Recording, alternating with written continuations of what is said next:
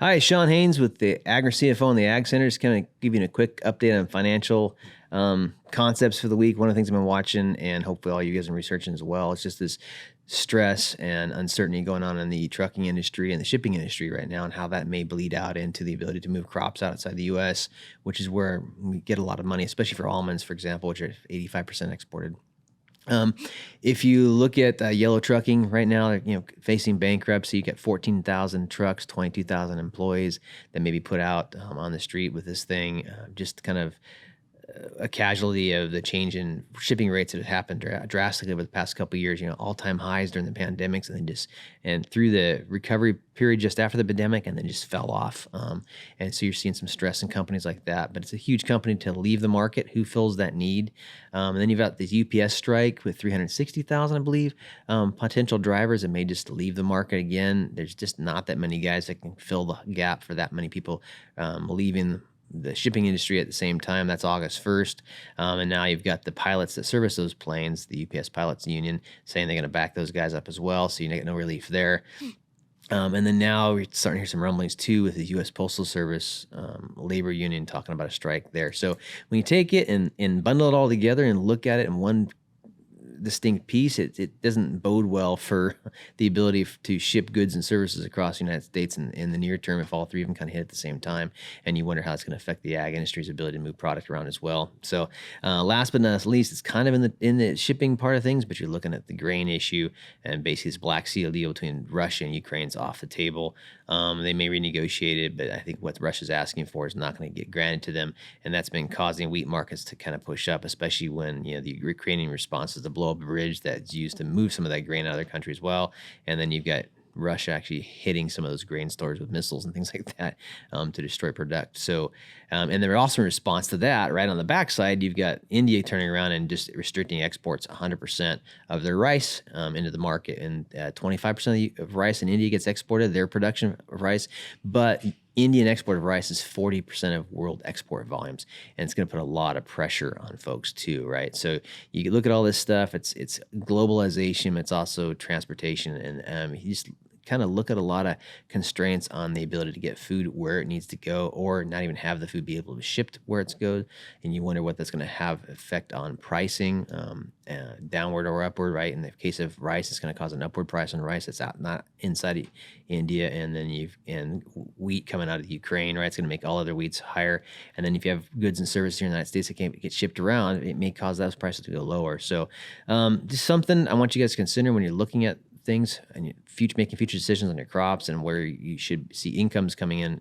Is shipping and logistics is a huge piece of it. It has been for a long time, and there's just a lot of slippery slopes between getting your product out of the field and into a consumer's hands that you're really going to consider when you're looking at the future. So let's get into the full report, starting with the California beef markets. Markets for beef cattle still remain high in California. You're looking at $275 for these 4.5 weight beef on dairy steers on the long forward basis. Current cash market's even higher than that, 308, 315 in some cases. Just a really small supply of beef according to consistent demand. Beef herd overall is down 3% year over year. So that's pushing up these prices for cattle. At the dairy side, for these drop calves are $520, $570 per head, and Holstein bull calves at $250 per head. So it's all-time highs. That is pushing up costs a little bit. If we're profitable from the cow-calf producer all the way to the beef stockyard side. They're making about $400 per head, but the packers about break even right now. And so you're seeing some kind of pushback from the consumer in the market as far as buying beef with these high prices, and actually switching over to other protein sources like chicken and pork. Pork's over $1 a pound on the futures market, which is pretty high considered. The normal is about 70 to 80 cents this time of year. In the near history. So you're going to see some kind of shifting back and forth with that. Cull prices on cull cattle remain high, 90 cents to $1.23, depending on the quality of these cows. Pair prices still remain strong, $23,000 to $3,000 per head. And then bred cows still in the mid 2,000 range. So this lack of cattle still continue to push prices up. solid demand on the backside. Still, people are still buying beef for the most part. It's going to keep it up. And in the long term, just don't see a real big ability to increase the herd anytime soon. Even if we have a lot of guys retaining heifers come the fall, if this moisture in the Midwest continues, it's still not going to be meaningful for another 1.5 to 2 years. And if they don't retain these heifers and cows come in the fall, they're going to hit the market a little bit as well and kind of continue this shortage for the long term. There is some bright spot as far as supply goes with a lot of these dairies in the North Dakotas and South Dakota, for example, and upper Midwest are really playing with this native embryo transfer in these dairy cattle where you have 100% beef animals being implanted in these low-end dairy cattle and then coming off, which solves the problem that we have, which is these beef on dairy animals just don't graze that well, where if you have 100% native animals coming out of these Holstein cows, those might be able to graze pretty well and kind of provide some stockers to fill some holes in these markets. With the price of calves being so high and the profitability of beef markets being so high, may offset some of the costs of having a program like that on the embryo transfer side. So kind of watching that a little bit, and we'll have to see where things go. So that's the bright spot for California beef markets. Let's get into the dairy markets here in California right now. A lot of changes this week. Dairy market's up a little bit. Cheese prices and butter prices moved up this past week. Cheese prices up 25%, which is what we need in a lot of cases. Butter's also been kind of pushing up. So even with these inventories being high, it looks like stuff that has been pushing it down, which is inventories and production in Europe, are kind of coming off a little bit. And I think also this is in response to a lot of this inclement weather we've having here in California and in Texas and the Southwest, which has been plus 100 degrees, which was pushing production down and also thinning out components per cow. So guys are just going to be looking for milk pretty soon, or at least don't have as much excess milk. That excess milk in the Midwest have been pushing prices down $7 to $8 per hundredweight below actually cash prices, buying that milk on the market. And now if you look at them, which is talking to 13, 12 milk prices back there, or $10 milk prices, depending on what you're talking to.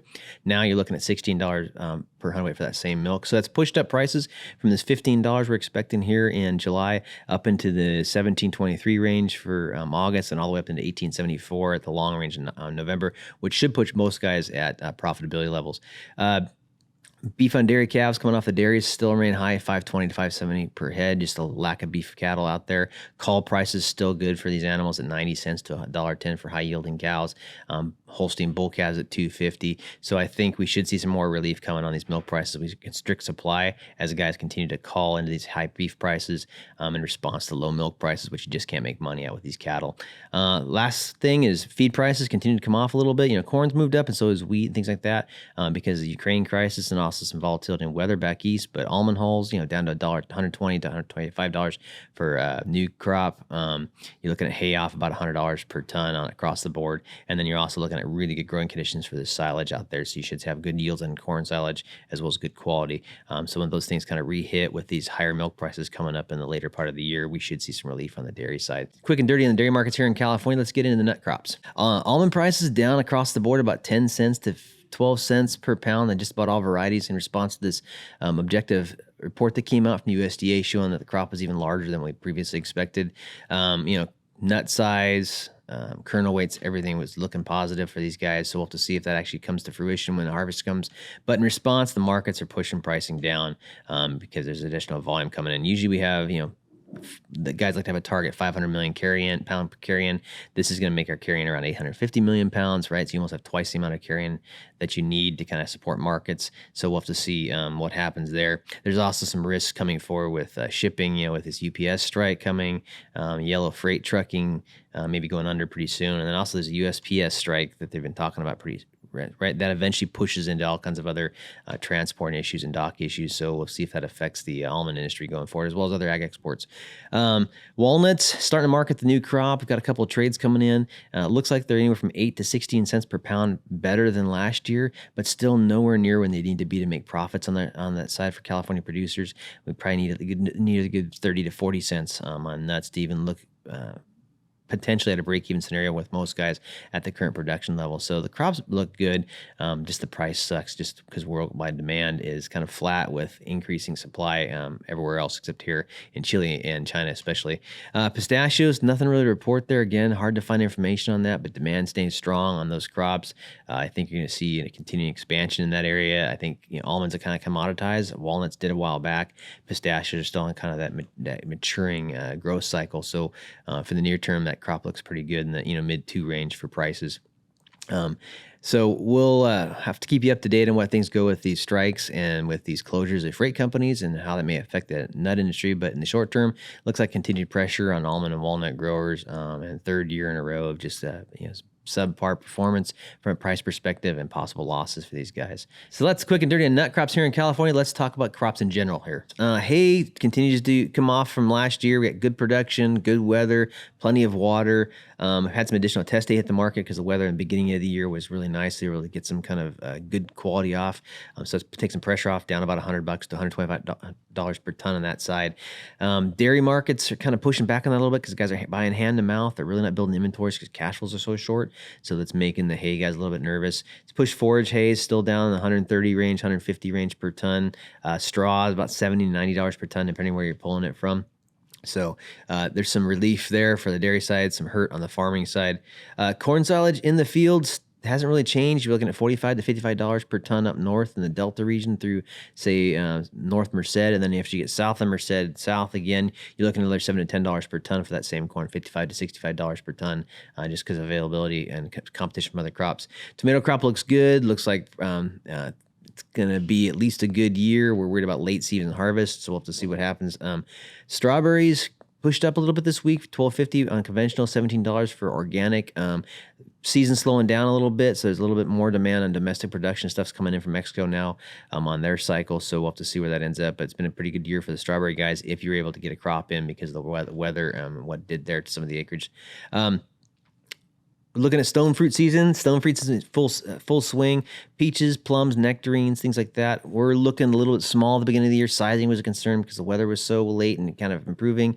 These degree days have really helped out. Things are sizing up. Prices are kind of recovering a little bit. So you're looking at plums in $27 to $39 per bin range. Peaches at the $29 to $31 per box range as well. And then watermelons are really starting to come into production. And so you're looking at $175 to $196 for a 24-inch bin, depending on how many watermelons fit in that bin.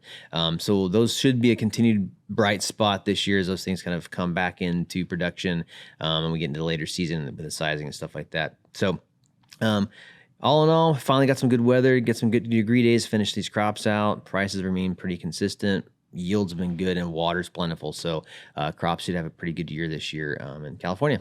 That's it for general crops. And let's talk about interest rates and markets. Rates are kind of up to neutral on the Treasury market. Everybody's waiting to see what's going to happen with the Fed this week. FOMC meeting has this week. Consensus is they're going to raise rates about a quarter point in response to kind of this 3% CPI that came out, which is pretty close to the 2% target. And it is declining, but they want to kind of cap it off with another rate increase, with a potential rate increase later in the year. The problem is sticky. Is the core inflation rate really hasn't come down quite as much. So we'll have to see if those two things kind of translate. Guys like me watch GDP. GDP's kind of been off or kind of been increasing quite a bit, but GDI, the income off of that GDP is less, about $250 million apart. So it makes me think that we think things are quite a bit much more rosy than they actually are when you look at incomes versus what production of that income's done. General rates for home mortgages down a little bit. Between 7 to 7.25% for a 30-year range. You're looking at jumbo mortgages in the 6.5 to 6.75 range. Housing market's kind of been flat, maybe declining. I look at affordability and I look at what their inflation rates have done to people's ability to spend money on housing, and I just don't really understand how the market's been able to hold up quite like it has. So I could be wrong, but there's some good potential from decrease in pricing going forward as affordability continues to bite into the ability of people to price their houses out, especially as some more inventory comes on. People just can't afford the rates that being put in front of them right now. So we'll see where things go. Farm mortgage rates continue to stay high around the 8% range for 30-year money, 7.5, 7.25, in some cases 8.25 for the floating rates. It's going to continue to remain high as long as the cost of money is high to these banks. You've got a continued pressure on them for cost of funds in the market, looking for competition in farm. If you can get 5% on a CD at the bank, Farm Credit's going to have to put a bond in a 5 to 6% range for people to put their money into it for any length of time. So that's kind of the long and short on what rates. It looks like I'm going to continue to stay high for a while, come off after a couple of years. We got 2 more rate increases coming from the consensus of folks out there, and kind of at least a ramp off in inflation coming, maybe leading into a recession in the near term. Thanks for watching our commentary on California ag markets again this week. Thank you for your patience while we learn how to do this even better and continue to bring more content in for you guys. I like your feedback so far; it's been great. And again, let me know if you want to hear more. If you'd like to see more, like how kind of help us out, please like, follow, share, do all those normal things and buttons that you press on social media. I'm sure somebody somewhere is getting a dinger off, but I turned my phone off, so it's not me. And we'll continue to bring you more. Thanks.